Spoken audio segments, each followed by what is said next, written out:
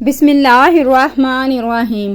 السلام علیکم پیارے بہن بھائیوں، آج ہم آپ کے ساتھ حضرت امام حسین کا واقعہ شیئر کریں گے۔ نواسۂ رسول صلی اللہ علیہ وسلم اپنے جانثاروں کے لاشیں اٹھا کر نڈھال ہو چکے ہیں، لیکن شجاعت حیدری کی جھلک اب بھی چہرے پر چمک رہی ہے۔ شیر خدا کے شیر اپنے تمام اثاثے لٹانے کے بعد خود گھوڑے پر سوار ہوتے ہیں۔ حضرت بی بی زینب رکاب تھامتی ہیں۔ یزیدی لشکر جب تلوار حیدری کو میدان میں دیکھتے ہیں تو ایک دفعہ ہلچل مچ جاتی ہے۔ ہر کوئی امام کے سامنے آنے سے ڈر رہا ہے، کیونکہ یہ جانتے ہیں تو سب ہی تھے کہ اب میدان میں کون اترا ہے۔ سبھی نے پیغمبر خدا حضرت محمد صلی اللہ علیہ وسلم کا فرمان سن رکھا تھا کہ حسین مجھ سے اور میں حسین سے ہوں، لیکن بدبختوں کی آنکھوں پر لالچ اور طمع نے پردہ ڈال رکھا تھا۔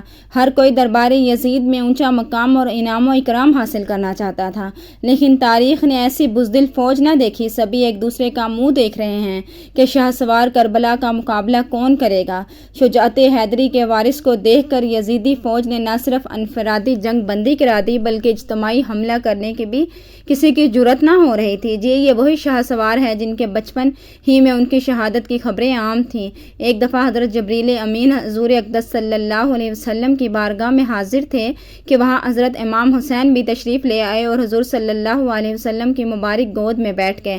جبرائیل امین نے عرض کیا، اے اللہ کے رسول، آپ کی امت آپ کے اس بیٹے کو شہید کر دے گی۔ حضرت جبرائیل نے مقامی شہادت بھی بتایا اور مٹی بھی پیش کی۔ اب حال یہ ہے کہ نواسۂ رسول صلی اللہ علیہ وسلم حضرت امام حسین میدان کی طرف بڑھ رہے ہیں اور بزدل فوج دور سے ہی تیر چلا رہی ہے کہ کہیں اگر یہ ہمارے قریب پہنچ گئے تو ہم نہیں بچ پائیں گے۔ امام عالی مقام کو تیر لگ چکے ہیں۔ شمشیر حیدری پر پورا لشکر یکبارگی سے حملہ آور ہوتا ہے۔ خوف کے مارے فوجیوں کی گردنیں کٹ رہی ہیں۔ سینکڑوں یزیدی فوجی جہنم واصل ہو چکے ہیں۔ اچانک امام عالی مقام کو اذان کی آواز آئی اور آپ نے اپنی تلوار روک دی اور نماز پڑھنے کی مہلت مانگی۔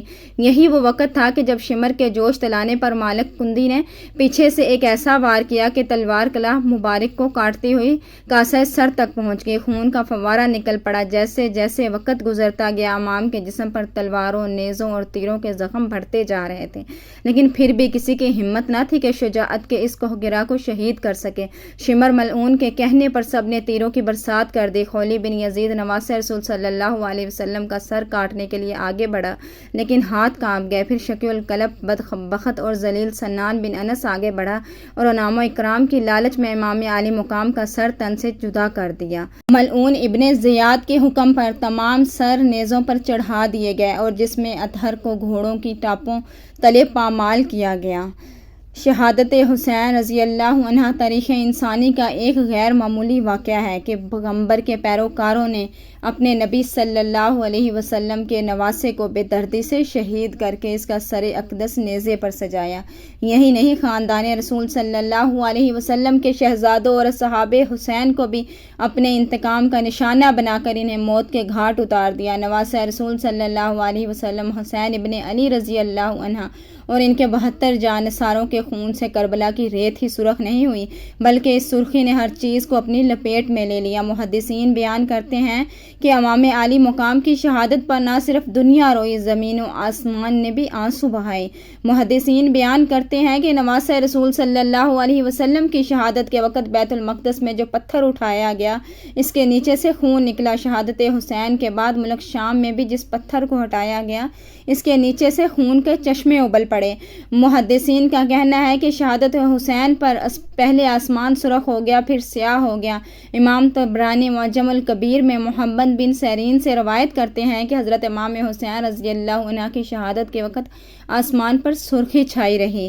اس کے علاوہ امام بہقی رحمہ اللہ اپنی کتاب دلائل النبوت البہقی میں یہ روایت نقل کی ہے کہ حضرت علی بن مسہر نے اپنی دادی سے یہ روایت کی ہے کہ انہوں نے کہا، امام حسین رضی اللہ عنہ کے زمانے میں کم عمر 2 شیزہ تھے۔ اس وقت آسمان کئی دنوں تک جمے ہوئے خون کی مانند ہو گیا تھا۔ حضرت امام حسین کی شہادت کے بعد سید زادیوں کو قیدی بنا لیا جاتا ہے۔ اب اسیر ان کربلا کا قافلہ شہیدوں کے سروں کے ساتھ کوفہ کی جانب روانہ ہو جاتا ہے۔ ادھر کربلا کی ریت پر سید زادوں کے جسم بغیر سروں کے بے گود و کفن بکھرے پڑے ہیں۔ اللہ اکبر! تاریخ گواہ ہے کہ شہادت کے 3 دن بعد 13 محرم کو مقام غاصرہ یہ سے قبیلہ بنی اسد سے خواتین دریائے فرات پر پانی لینے آئی تو انہوں نے बगैर सरों के जिस्मों को बिखरे देखा तो सबकी चीखें निकल गईं।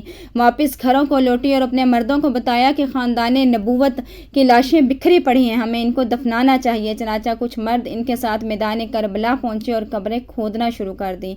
सभी जनाजा पढ़ने के लिए तैयार थे कि इतने में एक घोड़सवार शख्स आया और हज़रत इमाम हुसैन के जिस्म के साथ लिपट कर रोया।